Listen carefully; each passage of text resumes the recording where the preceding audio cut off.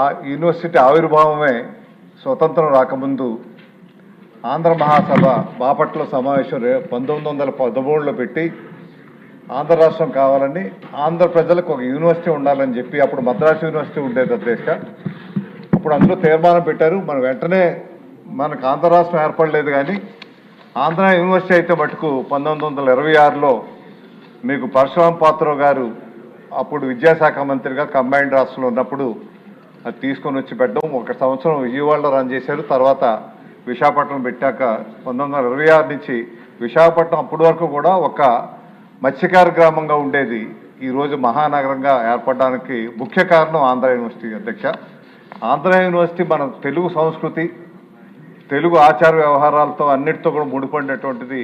మొదట ఉపాధ్యక్షులుగా సిఆర్ రెడ్డి గారు వారు చాలా గొప్ప సేవలు అందించారు. తర్వాత సర్వేపల్లి రాధాకృష్ణ గారు కూడా అయ్యారు.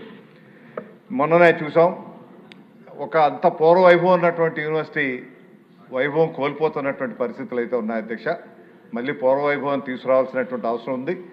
ఇప్పుడు మొన్ననే గూగుల్ 1,30,000 కోట్ల రూపాయలతో డేటా సెంటర్ ఏర్పాటు చేయడమే కాకుండా నిన్న జరిగినటువంటి ఢిల్లీ సదస్సులో సుందర పిచ్చయ్య గారు ప్రత్యేకమైన శ్రద్ధ తీసుకొని వరల్డ్లోనే ఒక ఆర్టిఫిషియల్ ఇంటెలిజెన్స్ హబ్గా విశాఖపట్నాన్ని తయారు చేయబోతున్నామని చెప్పి వారు ప్రకటించడం చాలా సంతోషించదగినటువంటి విషయం. ఈ సందర్భంగా బహుశా ఏప్రిల్ అంటే చాలా తక్కువ టైం ఉంది కాబట్టి ఏప్రిల్లో రావడానికి అవకాశం ఉండకపోవచ్చు, కానీ వారు ఎప్పుడు టైం ఇస్తే అప్పుడే మన సెంటనరీ సెలబ్రేషన్ అంటే ఈ ఏడాది 26లో ఎప్పుడు చేసినా పర్లేదు అధ్యక్ష. దానికి వచ్చే అవకాశం మీరు కూడా యూనివర్సిటీ అల్యూమినా ఓల్డ్ స్టూడెంట్స్ కాబట్టి మీరు కూడా శ్రద్ధ తీసుకొని మన గౌరవనీయులు విద్యాశాఖ మంత్రి గారు లోకేష్ గారికి కూడా తెలియపరిచి ముఖ్యమంత్రి గారి నోటీసులో ఒక వైభవంగా తెలుగు సంస్కృతిని ప్రతిబింబించే విధంగా ఈ 100 ఏళ్ల పండగగా చేయాల్సిందిగా మీ ద్వారా ప్రభుత్వాన్ని నిర్ణయిస్తున్నాను అధ్యక్ష.